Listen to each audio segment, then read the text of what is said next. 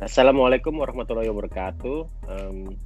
Nama saya Rio dari Houston, Texas. Apa kabar teman-teman semua? Semoga semuanya sehat dan bisa beraktivitas walaupun kita dalam masa kondisi COVID saat ini. Hari ini hari Minggu di Amerika Serikat. Hari ini saya bisa menghubungi seseorang. Dia lahir di Jakarta, besar di Palembang, tidak exactly di Palembang, tapi di dusun namanya Pendopo. Kemudian kembali ke Jakarta, sempat belajar, dan kemudian terbang ke benua lain di Amerika Serikat yang cukup jauh, sendiri, kuliah, sampai akhirnya mempunyai bekerja, dan kemudian mempunyai keluarga dan seorang anak. Saya perkenalkan, kayaknya ada di sebelah kanan saya nih boxnya, karena hari ini kita pakai Skype. Geraldine Sumolang, silakan Aldin. Halo, apa kabar? Baik, apa kabar Kak? Baik ya, karena ya mungkin untuk teman-teman, Aldin ini adalah sepupu ya, sepupu jauh. Sepupu dua kali. Sepupu dua kali. Jauhnya tuh benar-benar jauh, karena dulu saya di Jakarta, Aldin tuh udah di Amerika lama ya. Udah, aku pindah ke sini itu pas banget umur 17. Abis ulang tahun umur 17 tahun pindah ke College Station di Texas. Oh, jadi sebenarnya dari SMA. Sweet 17-nya di Jakarta, terus sebelum Natal, kan aku ulang tahunnya Desember juga, sebelum Natal udah berangkat ke Amerika, pindah deh. Umur 17 sendiri. Jadi SMA, aku sempet SMA 1,5 tahun di sana, di Texas. Oh, di Texas. Jadi kalau tarik ke belakang lagi, Aldin ini kenapa sih bisa ada di Amerika? Gini ya, kan mama papa tuh kayaknya memang mereka punya cita-cita anak-anaknya biar bisa sekolah di luar negeri. Dan kebetulan juga kita kan punya banyak keluarga lah. Kita kan, Mario tahu sendiri kan, kita punya banyak keluarga di Amerika sini yang udah dari tahun 70-an juga udah ada pada kesini. Udah gitu juga papaku kan kerjanya kan di oil and gas, jadi dia juga banyak kenal orang, teman rekan sekerjanya yang anak-anaknya, bahkan yang temannya sendiri juga ada yang sekolah lagi kebetulan ya di Texas mana lagi kan, oil and gas. Papa dulu juga sempat ada training berapa kali ke Amerika, terus karena pengalaman itu mama jadi kayak aduh pengen deh anak-anaknya bisa sekolah ke Amerika. Terus kebetulan juga dapat berkat ya, keluarga kita dapat mama tuh dapat green card. Oh, dapat lotre ya. Jadi lotre itu ya? Puji Tuhan banget itu. Iya, itu like 1 in a million. Jadi ya. Bener-bener memang berkatnya dapat. Kakakku dia di Houston juga, Texas. Dia duluan, kakakku Airin. Terus jadi buat teman-teman mungkin yang lihat video sebelumnya itu adalah kakaknya Aldin, Airin. Dia sering feature. Mereka tetanggaan soalnya, teman-teman. Saya dulu sempat bertetangga, namun nanti kita ceritain lagi gimana. Jadi pertama kakak dulu ya. Kakak dulu, 2 tahun dia udah duluan, terus baru aku. Aku SMA pertengahan kelas 2 SMA. Terus aku mau pindah, kayak out of the blue, aku pengen pindah. Mama papa tuh udah sempet yang, mama sih semangat, oh ya gak apa-apa, lebih cepat lebih bagus. Cuman mungkin kan aku kan anak bungsu, jadi papa juga sempet yang nggak mau dipikir-pikir lagi. Tapi aku udah kekeh, ya udah berangkatlah, kita berangkat. Terus jadi dari situ ya udah deh, tahun 2001 itu. 2001 ya, itu green card, terus masih baru 17 tahun pindah ke Texas, masuk SMA. Itu adjustment-nya ada shock culture atau gimana? Bisa diceritain? Culture shock banget ya, soalnya pertama pastinya language barrier. Aku bisa bahasa Inggris tapi nggak selancar sekarang. Walaupun lancar, kan kita kan namanya di Jakarta, di Indonesia juga les, di sekolah juga pelajaran bahasa Inggris, lancar dan ngerti. Tapi kan karena nggak ngomong sehari-hari itu jadi kaku-kaku gitu. Aku inget banget lah pengalaman aku tuh. Jadi aku tuh dipanggil advisor. Kan kita dikasih advisor kalau di sini SMA-nya. Kita kan nggak ada wali kelas, jadi kita adanya advisor gitu. Sama kayak orang kuliah di sini juga pakai advisor. Jadi kalau misalkan mau menentukan, karena di sini SMA-nya secara singkat aja mirip sama kuliah. Jadi kita pilih mata pelajaran sendiri. Ada pelajaran yang yang diharuskan ambil kayak matematika, sains segala macam. Tapi ada juga yang kita bisa pilih-pilih mau apa gitu. Nah jadi kita di-assign advisor. Jadi aku dipanggil advisor gitu kan. Saking gugup nih, aku gugup banget mau di sama advisor tuh mau ditanya aja gimana minggu pertama kamu gitu kan. Ya dengan bahasa Inggris yang terbata-bata lah. Aku menjawab juga dengan yang everything is fine. Terus aku mau ngomong sesuatu tuh aku sampai yang apa tuh Bu namanya, aku sampai ngomong bahasa Indonesia gitu sama ibunya. Itu pertamanya gitu. Terus kedua culture shock juga. Di sini kan biasa ya teenage pregnancy, mereka itu tidak terputus karena pregnant gitu, mereka tidak terputus harus berhenti sekolah, enggak, lanjut aja terus. Jadi ada di kelas aku beberapa yang datang perutnya buncit gitu, aku dari negara Indonesia yang itu adalah tabu, aku yang ada cewek hamil baru 15 tahun sudah hamil di kelas aku, itu satu. Terus dua, anak-anak di sini kan vokal banget ya. Itu sama guru tuh kayak ngebantah terus, ngejawab terus kayaknya agak menunjukkan rasa kurang sopan. Aku yang, sama guru kok seperti itu? Kalau di Indonesia gue mah udah disetrap gitu. Terus yang terakhir banget culture shock itu adalah di sini kan juga kan komunitas LGBT kan agak lebih free ya. Jadi pada saat tahun itu LGBT udah ada, itu udah ada ya? Iya, belum Lesbian, mungkin pergerakannya belum sebebas sekarang, tapi mereka sudah bebas untuk mengekspresikan gitu loh. Di SMA ya? Di SMA. Jadi kebetulan waktu itu aku udah kelas 3 SMA. Iya, aku udah kelas 3 SMA. Jadi pas aku lagi di kelas gitu, tiba-tiba teng-teng adalah teman sekolah aku, kebetulan 2 perempuan gitu, kayaknya mereka pasangan gitu. Ya mereka agak sedikit menunjukkan PDA gitu ya di depan aku. Kebetulan gurunya lagi belum datang gitu. PDA apa tuh ya kalau yang belum tahu apa tuh PDA? Public display affection. Jadi yang bermesra-mesraan di depan umum gitulah. Mereka tidak mau pamer, cuman seperti orang biasa aja kan, natural aja ya. Pacaran natural gitu. Cuman aku yang dari negara Indonesia, negara Asia Timur gitu kan, aku yang di depan aku sampai yang melongo gitu ya. Aduh kok gue jadi malu sendiri ngelihatnya gitu. Jadi waktu itu culture shocknya yang begitu aja. Tambah lagi kan aku kan datangnya udah kelas 2 SMA. Di sini tuh itu grade 11. Bukan dari kelas 1 ya? Bukan dari kelas 2 ya. Jadi juga di situ apa ya? Mereka udah menjalin pertemanan dari saat mereka masih baru masuk SMA kan. Sementara aku kan orang baru. Jadi kayak yang agak out of place juga ya, gue nggak punya teman, jadi making friends-nya itu agak pelan, agak lambat dan susah karena mereka kan udah SMA kelas 2 gitu kan, udah terbentuk lah grup-grupnya sendiri gitu. Ada sih teman aku tapi hanya sebatas teman kerja kelompok di kelas, tapi nggak hangout di luar rumah gitu loh. Di luar rumah aku lebih banyak hangout sama orang Indonesia karena kan kakak ya kan ada persekutuan lagi apa Permias, persatuan Permias, Persami mah pramuka.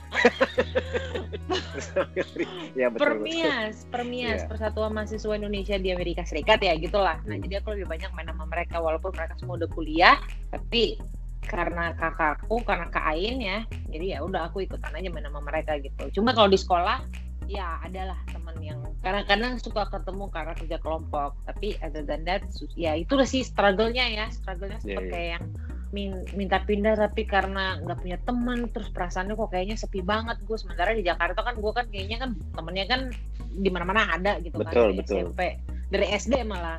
Terus jadi kayak sempat yang suka males sekolah gitu, pura-pura sakit gitu.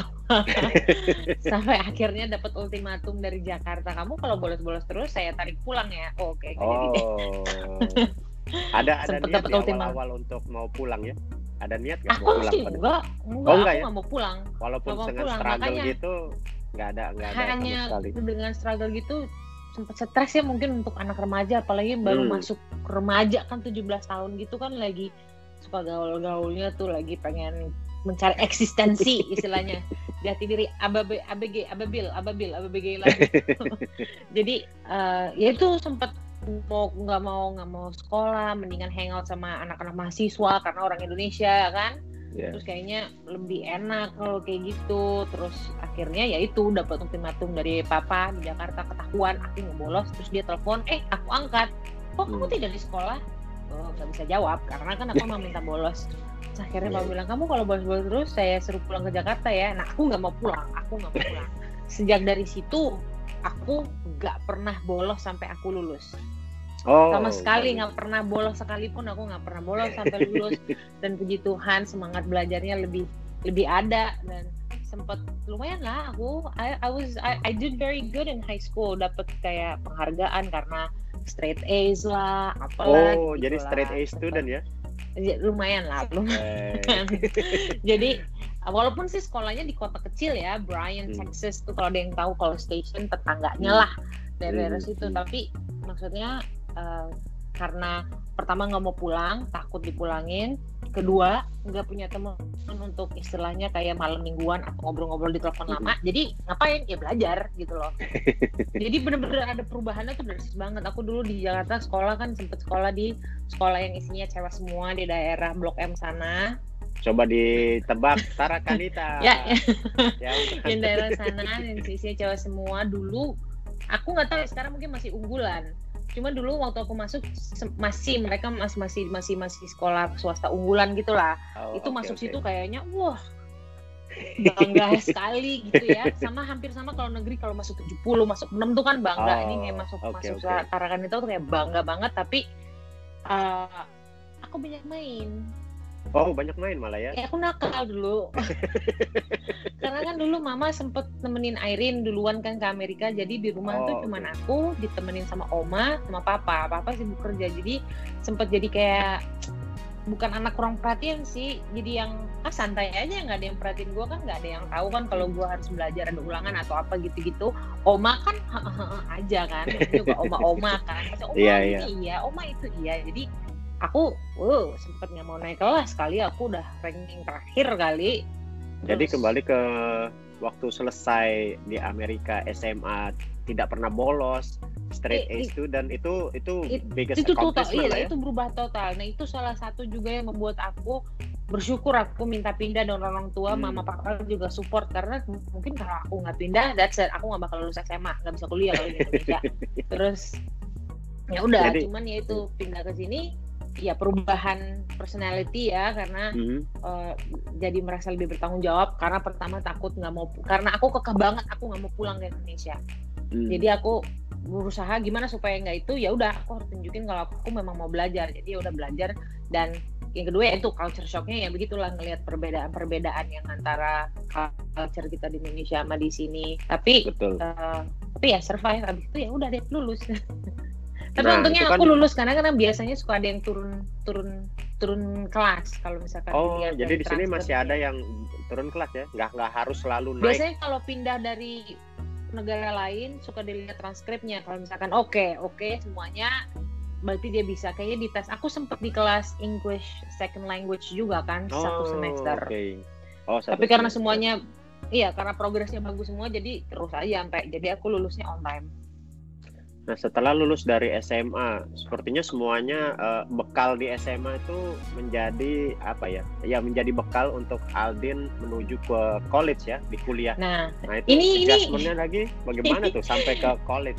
Aku itu memang anaknya, bisa dibilang antara aku dan kakakku, aku memang cuek, paling ribet. Jadi perjalanan hidup SMA udah nih di sini bagus, bangga lah gitu, nilainya lah aku bagus segala macem. Masuk kuliah, aku ready buat mau masuk teknik sipil di Texas A&M. Texas A&M kan engineeringnya bagus. Jadi aku mau majoring in civil engineering, karena aku sebenarnya pengen jadi arsitek, tapi karena mendapat sedikit influence dari papa kan insinyur. Dia insinyur pertambangan, tapi aku tidak tertarik untuk insinyur pertambangan. Begitu dapat influence juga teman-teman kita anak pernias gitu kan, banyak yang engineering, yang juga yang ambil S2, PhD itu kan engineering semua. Jadi dapat influence dari situlah gitu. Cuma karena aku memang sebenarnya pengen banget jadi arsitek gitu. jadi aku pikir yang hampir mirip deket-deket sama arsitek, insinyur apa ya? Ya teknik sipil, membangun juga kan. Jadi waktu pendaftaran tuh mendaftar ke jurusan arsitektur dan teknik sipil, diterimalah di teknik sipil. Ternyata beda ya, Karyo. Teknik sipil itu aku bukannya bilang aku nggak bisa matematika, tidak bisa fisika. Aku bisa semua itu. Kalau nggak mungkin masuk diterima kan. Benar. Tapi nggak passionate. Oke. Nggak passionate. Udah gitu, jadi mulai males lagi belajarnya. Yang penting ya dapet C lumayan lah gitu.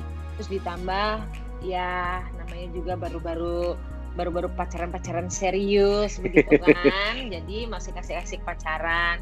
Terus ditambah lagi terus di pertengahan kuliah gitu putus ceritanya sama pacar aku. Waduh, udah bulanan ceritanya. Jadi nggak mau belajar, nggak mau kuliah. Aduh, biasalah persoalan klise. Dari situ ya terus aku mikir aku nggak bisa nih. Pertama aku bisa di DO, kedua aku nggak mau kerja teknik sipil suruh seumur hidup. Oke. Akhirnya aku dapet research lah. Aku tuh dulu antara waktu masih SMA antara pengen jadi arsitek atau interior design. Jadi aku research lah sekolah di Texas yang ada interior design, dapet lah di namanya UNT, University of North Texas di Denton. Transfer lah aku ke sana. Ini perjalanan hidup akademis aku agak sedikit naik turun. Terus akhirnya aku transfer, diterima. Nah, rupanya kena banget passion aku memang di situ. Again, seperti waktu SMA aku merasa udah mengecewakan mama papa dengan teknik sipil gak selesai gitu kan, udah jelek banget hasilnya. Berapa lama tuh ya periodiknya untuk selesai? Aku lama karena pertama waktu aku lulus SMA aku masuknya ke community college dulu. Community college aku terlalu banyak main. I spent almost 3 years di situ, kelamaan. Baru pindah ke University A&M, Texas A&M University. Di situ aku 1.5 tahun. Itu sebenarnya kalau mengikuti yang benar aku udah lulus dong dalam 4 tahun. Tapi karena aku agak lama gitu jadi 1.5 terus pindah lagi ke Denton ke UNT. Di UNT itu karena 2 jurusan yang amat sangat berbeda, istilahnya aku mulai lagi dari nol. Jadi total saya hampir 8 tahun ya kuliah. 8 tahun ya? 8 tahun. Nah, tapi yang terakhir di UNT itu aku itu di situ aku nemuin passion aku. Again, seperti biasa, seperti sebelumnya karena udah passion, pengen juga ngebuktiin bahwa ini aku di sini passionnya. Ya udah seperti biasa, semangat belajar. Tidak ada teman, tidak ada orang Indonesia di sana. Aku nggak kenal siapa orang Indonesia di sana. Teman-teman aku semuanya benar-benar pure teman college aku, orang Amerika, orang bule, ada orang American born Korean, dia emang orang Korea tapi dia emang udah lahir dan besar di Amerika. Jadi mahasiswa internasional dari Indonesia sedikit ya? Nggak ada sama sekali. Ada dulu, aku tahu itu juga dari temen dulu sama-sama di Call Station, dia pindah juga ke UNT. Tapi pada saat aku masuk UNT, mereka udah nggak di situ. Jadi pas aku pindah ke sana udah nggak ada orang Indonesia. Di Dallas tuh deket Denton, deket Dallas ada orang Indonesia tapi aku nggak, I don't know them, like aku nggak. Ada satu temen dari Call Station namanya Siska, dia tuh emang sekarang masih temenan, cuman kan beda kota. Jadi keseharian aku tuh bener-bener di Denton tuh cuman aku dan belajar dan again yang aku bener-bener yang mau dibilang aku bukan bangga lah dengan diri sendiri.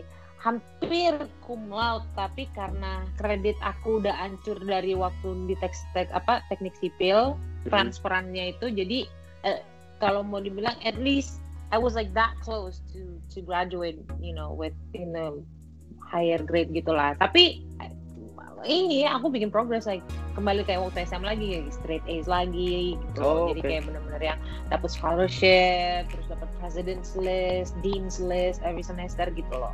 Sampai akhirnya lulus lah setelah 8 tahun.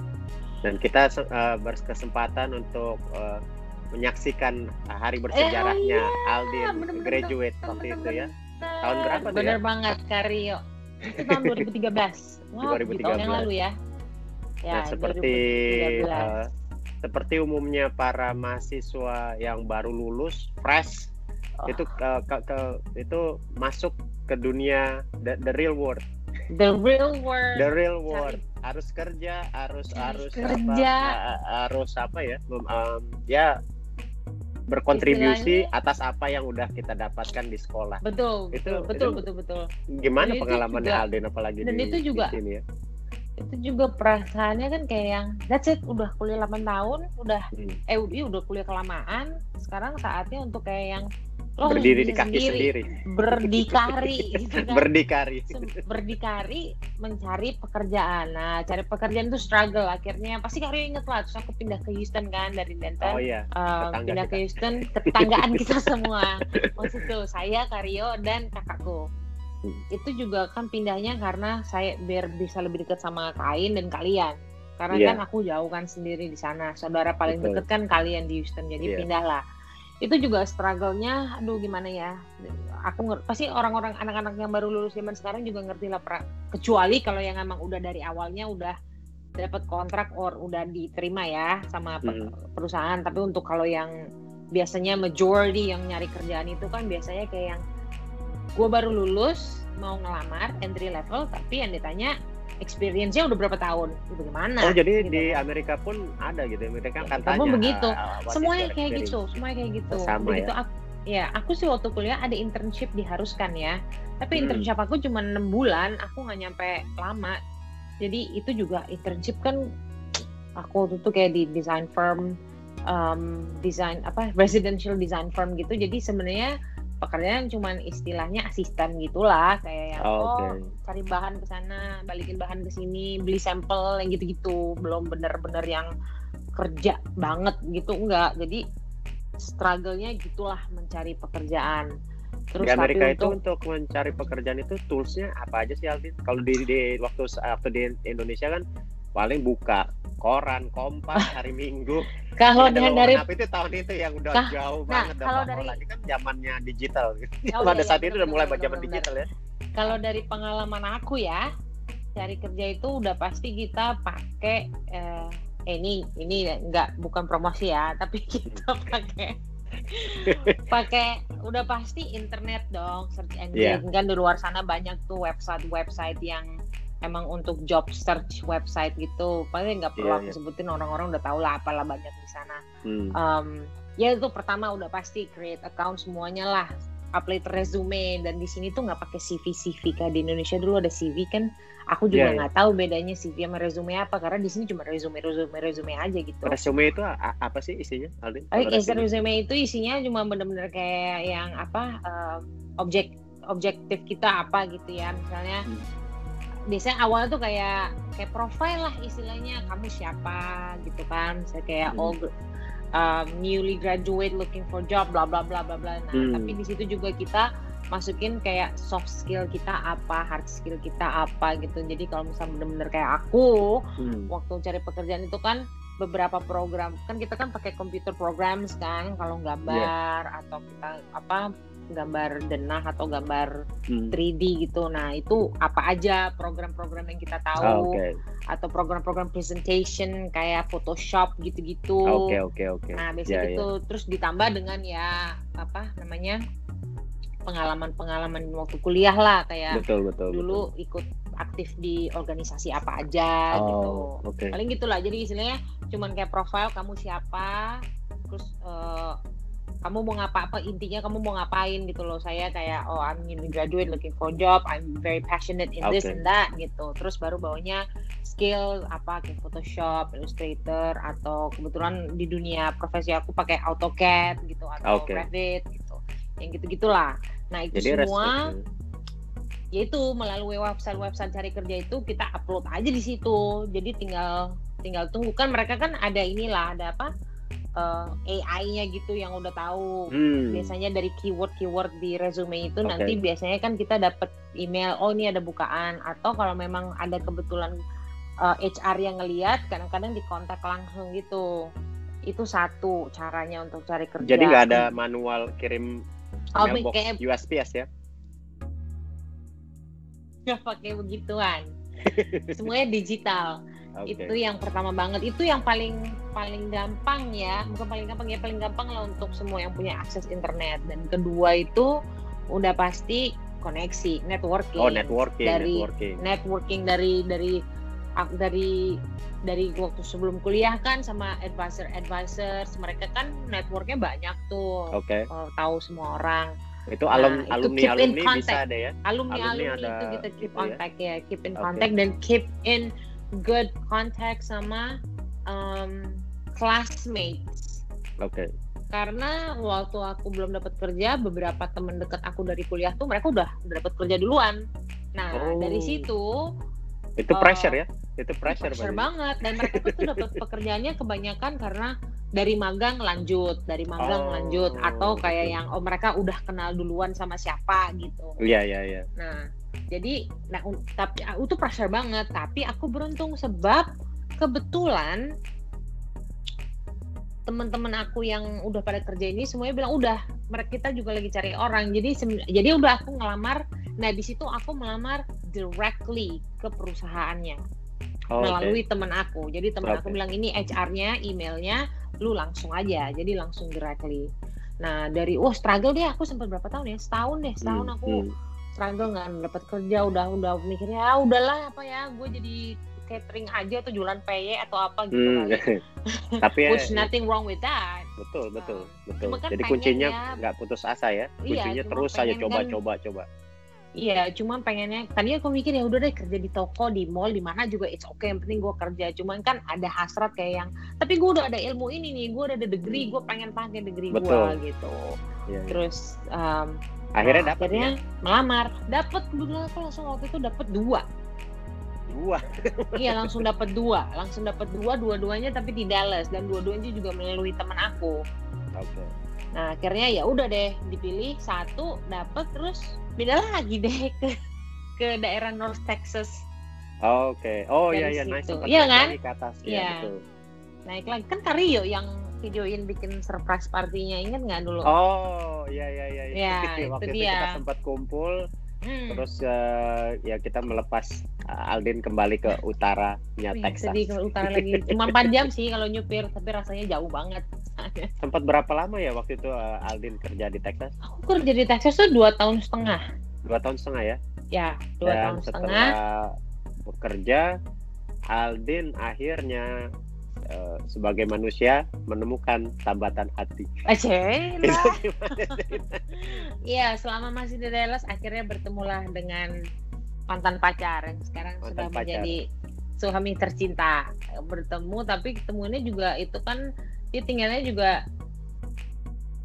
di beda state gitu. State ya. Beda state. Cuman jadi long distance LDR dulu. LDR. Berapa lama ya kita setahun setengah LDR. Setahun setengah ya. Setahun setengah LDR. Cuman akhirnya terus aku dapat opportunity kerja di Houston. Oh, oke. Nah, aku pikir gue mau pulang lagi ke Houston soalnya kakak, sepupu, temen dekat semuanya di Houston. Jadi ya udah, kita beboyongan lagi. Turun lagi ke bawah ke Houston. Iya. Sampai setahun setengah ya aku di Houston kalau nggak salah. Dan itu masih dengan perusahaan yang sama ya? Udah beda. Oh, udah beda ya. Jadi ya sedih juga sih karena aku di perusahaan yang pertama itu 2 tahun setengah tuh udah relationship-nya udah oke banget sama project manager aku. Aku juga ya within a year udah kayak dapet promotion gitulah, naik pangkat sekali gitu. Terus tapi ya sama lah kalau yang baru-baru kerja gitu kan pengennya kan branch out, cari pengalaman di tempat beda-beda. Karena aku kan awalnya tuh di perusahaan itu desainnya khusus untuk kayak restoran dan pertokoan. Terus aku pindah ke perusahaan yang di Houston itu kan spesialisasinya beda lagi gitu loh. Jadi aku memang pengennya yang pengen cari pengalaman di setiap area gitu loh. Jadi nggak stuck di satu area gitu. Dan kebetulan juga ada opportunity-nya, ya sudahlah saya turun lagi ke Houston gitu sebelum saya permanen berkeluarga gitu. Nah, mengenai keluarga, jadi dimulai dari sekolah, SMA, kuliah, kerja dapet. Tahap berikutnya biasanya orang mau berkeluarga. Itu pada saat tahap apa akhirnya Aldin, kayaknya gue mesti berkeluarga nih? Tahap Karyo sebenarnya aku kan pengen dulu sekali masih remaja. Gue pengen kawin muda umur 21, umur 22, tapi kan ya jodoh kan siapa yang tahu gitu kan ya. Masih remaja memang lah punya pacar sana sini tapi bukan jodoh. So akhirnya akhirnya sudah ya ampun ya udahlah udah late 20s gitu. Memang sudah bukan tipe yang gue mau kerja dulu kawin urusan belakang, bukan tipe yang gitu. Aku memang tipe yang gue pengen punya keluarga, jadi kapanpun diberikan jodohnya sama Tuhan, gue udah siap gitu. Jadi Apalagi nggak kan nunggu iya, mesti kerja dulu atau apa, mesti Nggak, karir nggak, dulu, nggak nggak. gitu ya. karena kan pada saat itu kan memang aku sudah, umur aku kan juga udah lewat 20 kan waktu aku Yeah. ketemu sama si Kevin kan. Mhm. Jadi memang udah di situ gitu loh, udah emang gue udah ketemu. Kalau emang cocok ya emang udah beneran kita serius mau berkeluarga, abis ini kita kawin aja gitu, bukan cuma buat dia pacar-pacaran gitu. Jadi ya udah, kebetulan juga dia pemikirannya juga sama, dia kan lebih tua dari aku. Betul. Jadi ya udah, kebetulan juga pas cocok gitu, memang jodoh ke kemana walaupun jauh, ya akhirnya jadi deh